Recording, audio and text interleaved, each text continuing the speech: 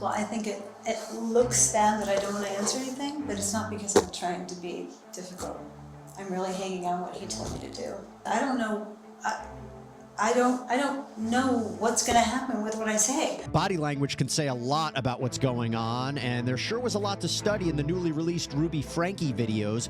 We bring on body language expert Susan Constantine to make sense of the different players, what they might be saying without saying anything at all, in this now infamous case of child abuse. Welcome to Sidebar, presented by Law&Crime. I'm Jesse Weber.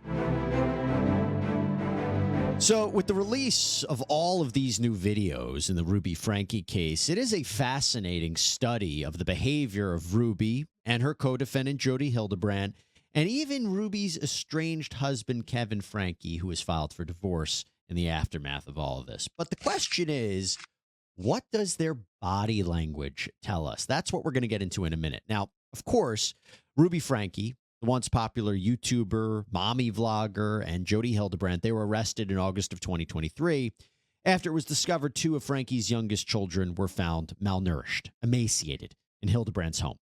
Her 12-year-old son even had severe wounds to his extremities, indicating that he had been tied up. The pictures of the injuries were some of the most disturbing that I had seen in a child abuse case in quite some time. That's the truth. These kids were forced to do manual labor in the extreme heat. They weren't provided adequate food and water. Even Ruby's son was beaten while her 9-year-old daughter was forced to jump into a cactus. The son actually escaped through a window in the home, ran to a neighbor who called 911. Ruby, Jodi, they partnered. They created content together through this life coaching program known as Connections. Jodi was a licensed therapist. Ruby was listed as a mental fitness trainer. And they both ended up pleading guilty to 4 counts of aggravated child abuse, each serving 4 consecutive terms. Each count carries up to 15 years in prison. But as we've talked about before, it'll be up to the Board of Pardons and Paroles to determine when they're ultimately released. Now we're talking about what's happening, because after the conclusion of this legal case, the Washington County authorities released all of these materials in the case that we had never seen before. And the videos are some of the most shocking and interesting to analyze in this case. So with that in mind, let me bring in right now body language expert Susan Constantine, who's been on the program before. Susan, thank you so much for coming on. Happy to see you. Nice to see you too, Jesse. All right, let's start with Jodi Hildebrand. We're going to play some of videos, get your reaction. So this is how she reacts when officers in Ivins, Utah, come to her house after the 911 phone call is placed. They bring her out, and they start searching the property. Open the door!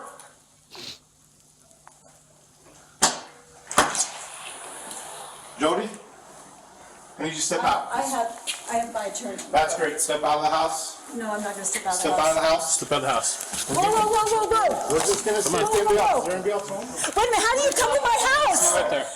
They come into my house. Just have a seat right there. Do you have a search warrant? Have a seat right there. Do you have a search warrant? Have a seat right there. I'll explain everything after. Have a seat right there. Do you have a search warrant, sir?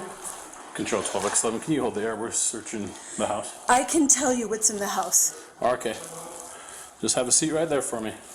We're here on exigent circumstances. And I'll explain it after this, after my sergeant and the officer are done clearing the house.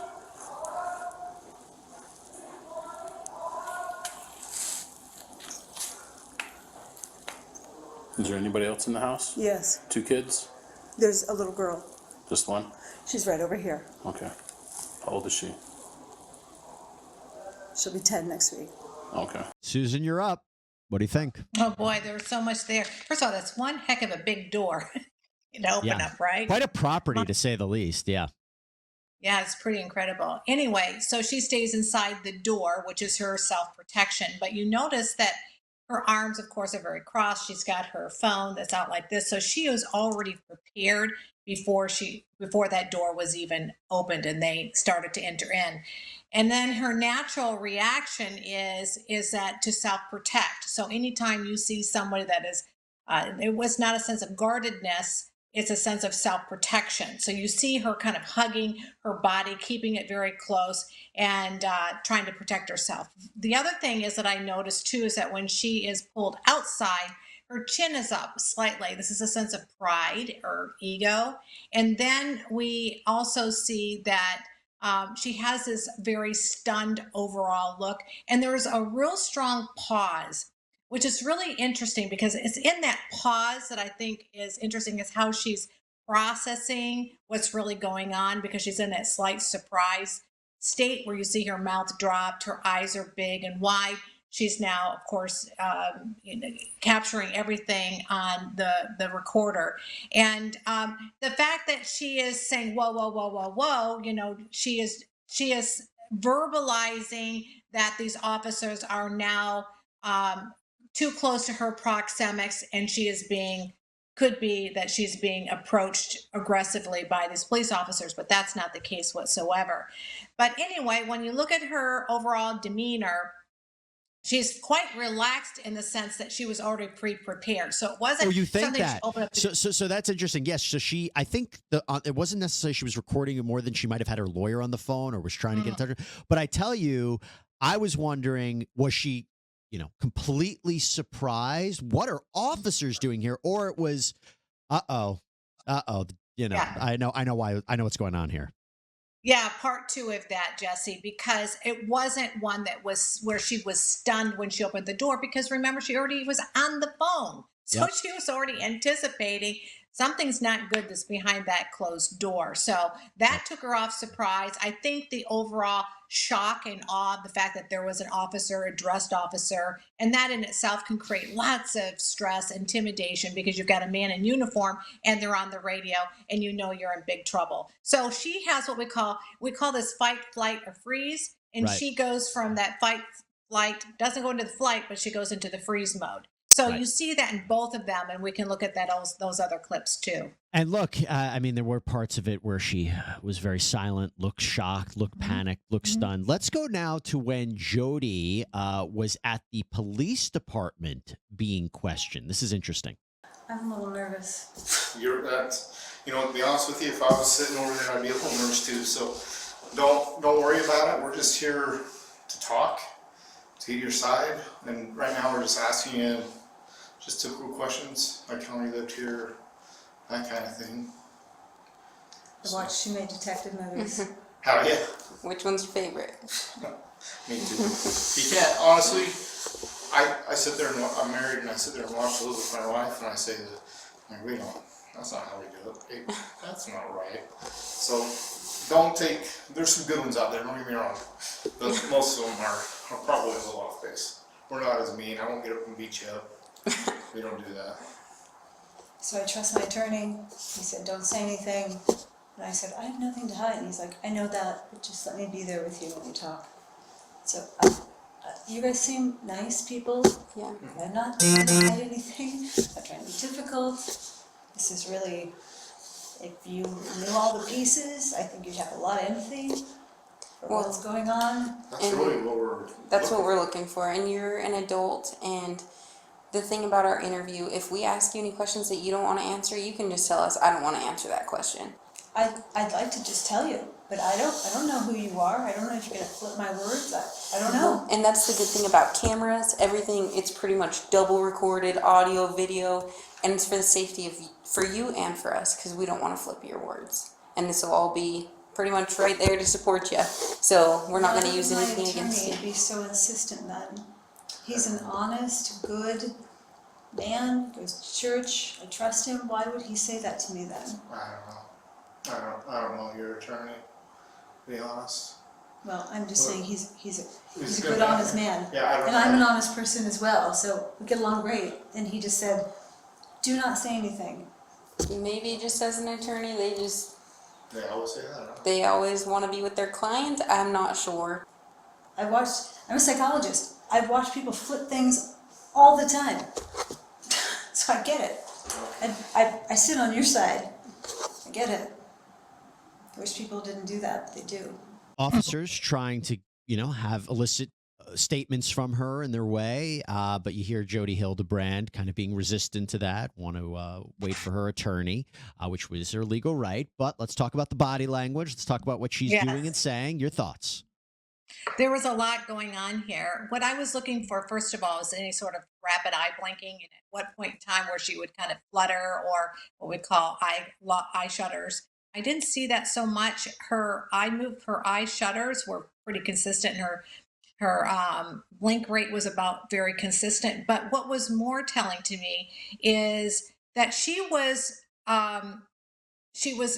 guarded. We know that, but we see this in her tight clasp here. This is what we call rigidness, right? When a person is in that state where a person feels like they're being in a threat situation, you'll notice that their bodies will become very tense. It's also as one of the indicators of deception. So I also notice is that there's lots of licking of the lips. That's when the fear jumps in there, and then that's where we don't have much saliva and we start licking our lips. The other thing is what I thought was really super interesting is she was using a tactic of rapport building with that officer. In other words, I've been on that same side with you, and just kind of like this is just I'm so used to this, and I am not supposed to be talking.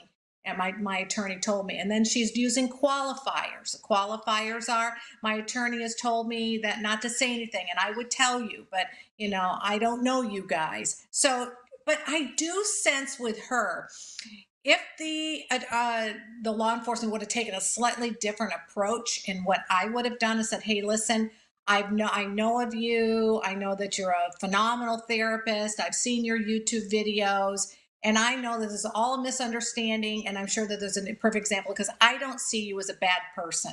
So all we want to know is just know from your point of view, because I think that if they could have gone a little bit further, you would have gotten her to start talking, because she wanted to talk really bad.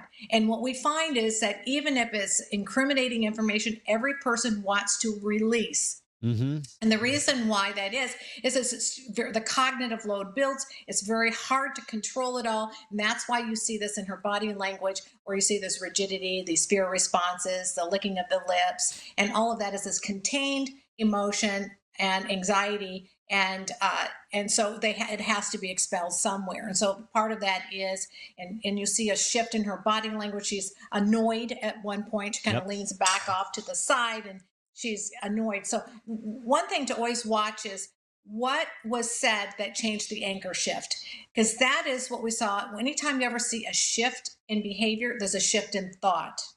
So we do also know that she has what we call digital flexion.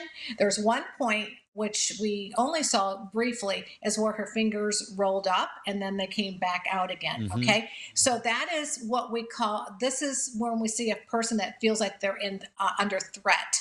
So anytime you ever see retraction, the person feels under threat. When they feel more confident, they'll tend to open up, and then she starts to surrender, which I don't even realize that people realize that what was happening there. What does the Ruby Franke story make clear? That it is so important to know who you're surrounding yourself with, right? Well, that is why I am thrilled to talk to you about our sponsor, truthfinder.com. I really want you to listen to this one, because with our kind of content, I can't think of a better service that can provide actual safety for you guys. Why do I say that? I say that because Truthfinder is one of the largest public record search services in the entire world. Their whole goal is to help people like you learn the facts about the people in their lives. Here's how it works. You go on their website, truthfinder.com, and you type in a name. Let's say you want to look up your neighbor. Let's say your neighbor is, me, Jesse Weber. Make it easy. So you type in my name, and within minutes, you get access to reports that include information like phone numbers, addresses, associates, previous convictions. I don't have any of those, thank goodness. But you know what is really, really useful, and something that I spend a lot of time on, is if you type in an address, it tells you registered sex offenders that may live in that area too, like your home address. You can see who's around you, and that's the point. Unless you use Truthfinder, you may never really know the reality about the people around you, especially if you're in the online dating world. How scary can that be, just going out with complete strangers? Genuinely a good idea to run a background check on potential dates before meeting them in person. Easily do that with Truthfinder. And right now, you can get 50% off of confidential background reports. Just go to truthfinder.com/LC Sidebar. You've seen a lot now with Jodi Hilderbrandt. I'm curious what you make of Ruby Franke, because I don't know if there's that much there. You're the expert. I'm not. Let's move over to Ruby Franke. So when we're going to play a few things here. When officers arrive at Jodi Hildebrandt's home, Franke is silent, doesn't say a word. Maybe not surprising because in a later jailhouse phone call, I should say, she says she was under the belief or guidance to not say anything without a lawyer present. But so this is her at the house, and then this is her also being questioned at the police station. Let's take a look. Okay, just place your hand behind your back for me. Perfect. And then right now, I can put a finger in each of these, okay? And I'm just going to double up those so they don't tighten up on you on the way out there.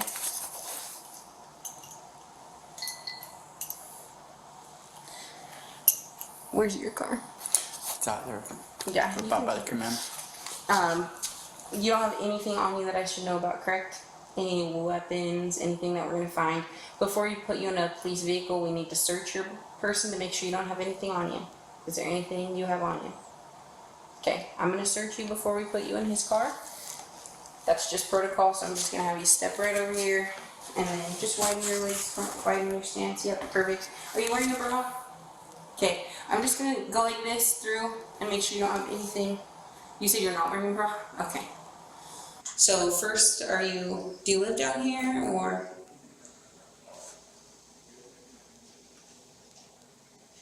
Or do you live up north?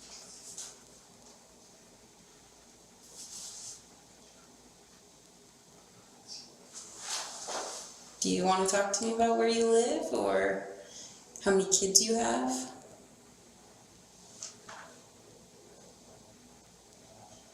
So we just spoke with your husband and he said you guys have 6 kids.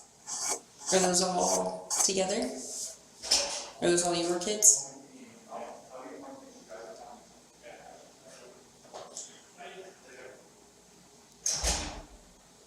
I can wait all day. So it's up to you if you want to talk to us about what's going on.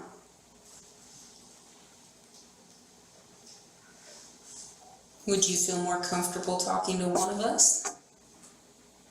Maybe you want me to take a step out if you want. Or if you feel more comfortable talking to him, I can step out. I'll wait till I have a lawyer. Okay. I mean, I'm not asking any criminal questions. If you don't want to talk to us, just let us know and we'll be done.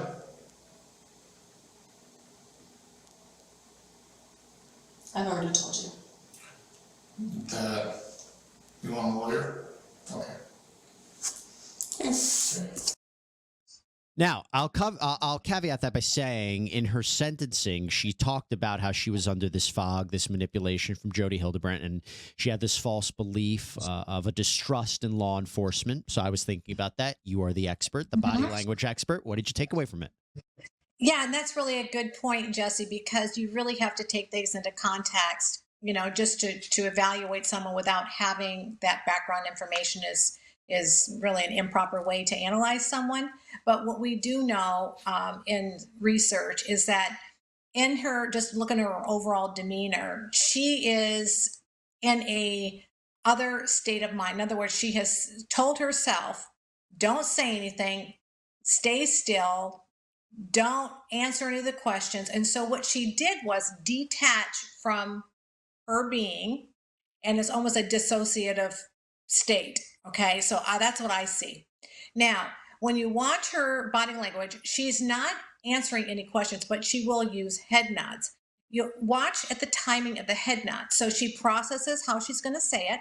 If she doesn't answer it right when the question is asked, she waits. She gives 2 or 3 seconds, and then she decides if she's going to shake her head yes or she's going to shake her head no. So she's got a lot of internal processing that's going on about how she's going to answer, when she's going to answer, what she should say, or whether she shouldn't say anything at all. Her body is very rigid. That is one of those areas that we really look at, is that frozen response. And that's consistent with her facial expressions, no affect. But you do see movement in her eyes where she's looking at confirmation to the person, or getting the other person who's in the room. I'm sure I said it was another investigator. Just watching that person's responses to seeing how they're responding to her and the questioning. So she's always looking for almost kind of a sense of approval over there. Did you see like a defiance or an animosity? Like she did not like these officers? Yeah, that's a very good point because, and that's one of the things I was going to get to because Yeah. there was, when she answered one of the questions, you could see where the snarkiness that came out in her Mm-hmm. vocal tone, Mm-hmm. and Mm-hmm. you could see the mouth, her mouth kind of pressed in and turned down a little bit. So you combine that with that tonality and then the voice inflection and all of that, it pretty much tells a story that you're not going to budge me. I'm not going to do this. I don't care who you are, whatever, So she's very dismissive. And so overall, she's not going to budge. She's going to stay she's going to play that long game. I am not going to budge. You're not going to budge me anyway. Right. But she does have a dissociative part of her. She's able to separate herself from it so that she is able to not concentrate on the present. She's not in the present. She's there in body, but she's removed herself so that she's not reactive. That's so interesting. All right, I'll tell you what. We have a little more time. I want to get to Kevin Franke if we can. Now, specifically, this is when he's first brought to the police station when his wife, Ruby Franke, is arrested on August 30th. That's the interview we're going to play. And to be clear, he has never been criminally charged. He has never been suspected. He has never been implicated in this in any way. And as he describes, he was living separately from his wife at the time and didn't know what was happening. You not been to that home? No, I don't know. I don't know what's anything that's been going on. Like, this is good, man. Like, I would love to be able to help you out with this, and like, I'm seeing the light of being in that home because I'm unaware of your involvement in what's really going on. So for you to say that you're unaware of the status of your kids kind of makes, I know that sounds kind of crummy to you, but it sounds kind of good to me. Like, who lives in that home with your, is it ex-wife? Is it currently a separated wife? Like, who lives in that home with your children? To be honest, I don't know. I know that she's there with 4 of the children, and our 2 older children have moved out. Have you communicated with your wife regarding like discipline with your kids or their care or their physical well-being? No. So is she doing this on her own and just telling you how your kids are? She's not telling me anything about the kids. Who's this female Jodi that your wife lives with? Do you know a female named Jodi? She is a therapist and a life coach, I know. And she's... Do you respect her? Do I respect her? Yeah, I think she's a very honest, truthful person, yes. Okay. All right, Susan, real quick. So his reaction to Jodi and just his overall reaction to being asked about his relationship with the kids and Ruby. Okay, so I picked up clusters of suspect deception, shoulder shrugs. You can see the suffering in his forehead. When you see this, the brows kind of pull in, you see this bulge here, the leaning up to the side, his hands underneath the table. He doesn't bring his hands out, to which is open and honesty. So this is suspect to deception. All right, let's move on. Let's take a look at the next one. I've chosen to trust my wife with the children. That was part of the agreement of our separation. We received a phone call from 911 on our dispatch that a 12 to 13-year-old boy was knocking on doors in a neighborhood asking for food and water, that he was severely emaciated, that he had... What does emaciated mean? Skinny, scrawny, malnutritioned, not enough food, not enough water to sustain life. So he had... I'm sorry, what? He had duct tape on his extremities, on his hands, on his ankles, and those were covering rope burns that were used to tie him down.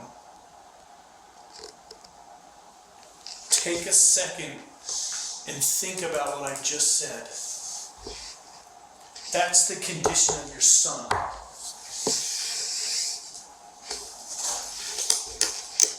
Given that information, your son was taken to the hospital. A warrant has been applied and granted by the Department of Child and Family Services to remove both Russell and Eve from your wife's care. So no one right now is going to have access to these 2 children based on their physical condition. Do you understand that? I understand. Would you condone that behavior? Would I condone that behavior? That's my job. My job is to find out your knowledge of the treatment of these Based on your precious description, children. no. But again, I don't know the details, or I don't know what's going on. But as you described that sounds Horrible. Disgusting. No human being should be treated like that. Okay. That's my thoughts. I don't Man. know what to do. Like, I want to. You realize that I have a picture of my family on my wall, and I look at it every day, and I work every day,